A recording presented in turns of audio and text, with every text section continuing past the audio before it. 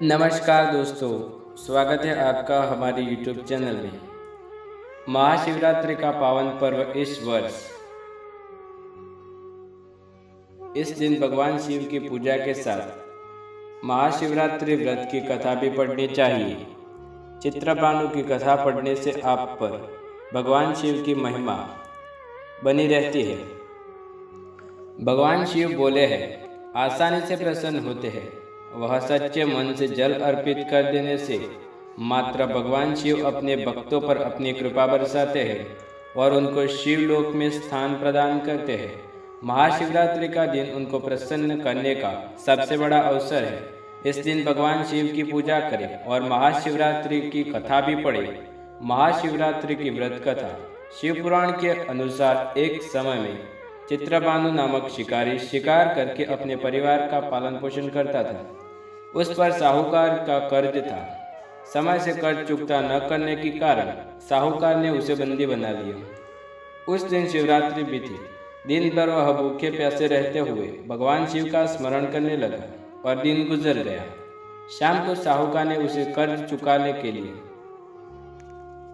अगले एक दिन का समय दिया और चित्रभानु को छोड़ दिया।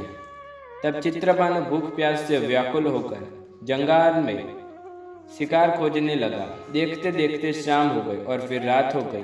तब तक एक तालाब के पास बेल के पेड़ पर चढ़ गया और रात बिताने की प्रतीक्षा करने लगा। उस बेल के पेड़ के नीचे शिवलिंग था। चित्रभानु अनजाने में बेल पात्र तोड़कर नीचे गिरा रहा था जो शिवलिंग पर गिर रहे थे। इस प्रकार संयोग वह दिन भर भूखा प्यासा रहा, जिससे उसका व्रत हो गया और शिवलिंग पर बेलपात्र गिरने से उसकी शिव आराधना भी हो गई। रात बीतने पर एक गर्भिणी हिरानी तालाब किनारे पानी पीने आई। तब वह धनुष बाण से उसका शिकार करने के लिए तैयार हो गया। उस हिरणी ने चित्रभानु को देख लिया। उसने शिकारी से कहा कि वह गर्भवती है, जल्द ही प्रसव करेगी। उसने शिकारी से कहा कि तुम एक साथ दो जीव हत्या करोगे, जो ठीक नहीं है। हिरणी ने शिकारी को वचन दिया कि वह बच्चे को जन्म देकर आएगी, तब शिकार कर लेना। इस पर शिकारी ने उसे जाने दिया। इस दौरान प्रत्यचा चढ़ाने तथा ढीली करते समय कुछ बेलपत्र शिवलिंग पर गिरे। इससे प्रथम पहर की शिव पूजा पूरी हो गई। कुछ समय बाद एक हिरणी वहां से जा रही थी। तब शिकारी खुश होकर उसके शिकार के लिए तैयार हो गया। तब हिरणी ने उससे निवेदन किया, हे शिकारी, मैं थोड़ी देर पहले ऋतु से निवृत्त हुई हूँ, कामातुर वीर्णी हूँ, अपने प्रिय की खोज में भटक रही हूँ।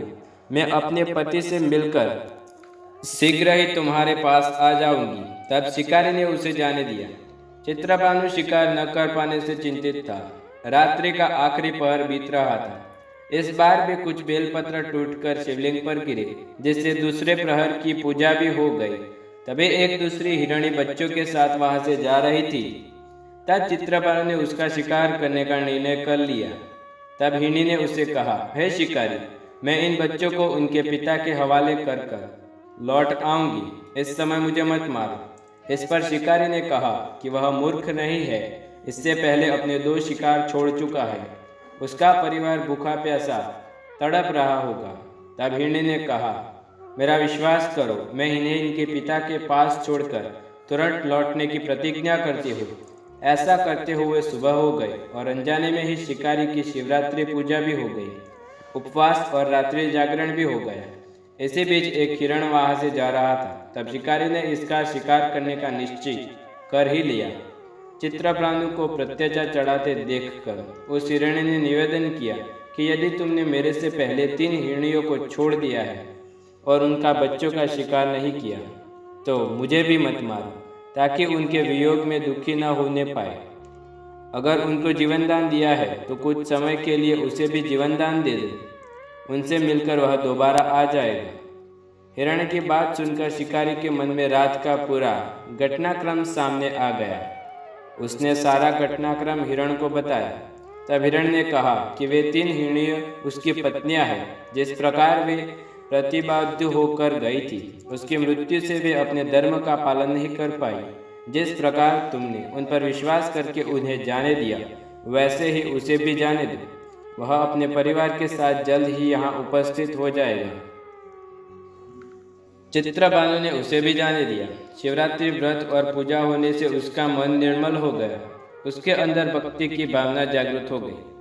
कुछ समय बाद वह हिरण अपने दिए गए वचन के कारण परिवार के साथ शिकारी के सामने उपस्थित हो गया। उन जीवों की सत्यता, सात्विकता एवं प्रेम भावना को देखकर चित्रभानु को आत्मज्ञानी हुई। उसने हिरण परिवार को जीवनदान दे दिया। अनजाने में ही सही, शिवरात्रि का व्रत करने से चित्रभानु को मोक्ष मिला। मृत्यु के बाद उसे शिवगण उस शिकारी को शिवलोक ले गए और शिकारी को भगवान शिव का आशीर्वाद प्राप्त हुआ। तो दोस्तों, आपको भी महाशिवरात्रि की ढेर सारी शुभकामनाएं। आप हमारे चैनल पर नए हैं तो चैनल को सब्सक्राइब करें और यह महाशिवरात्रि की व्रत कथा पसंद आए तो वीडियो को लाइक कर दीजिएगा, वीडियो को शेयर कीजिए। मिलते हैं अगले वीडियो में। धन्यवाद।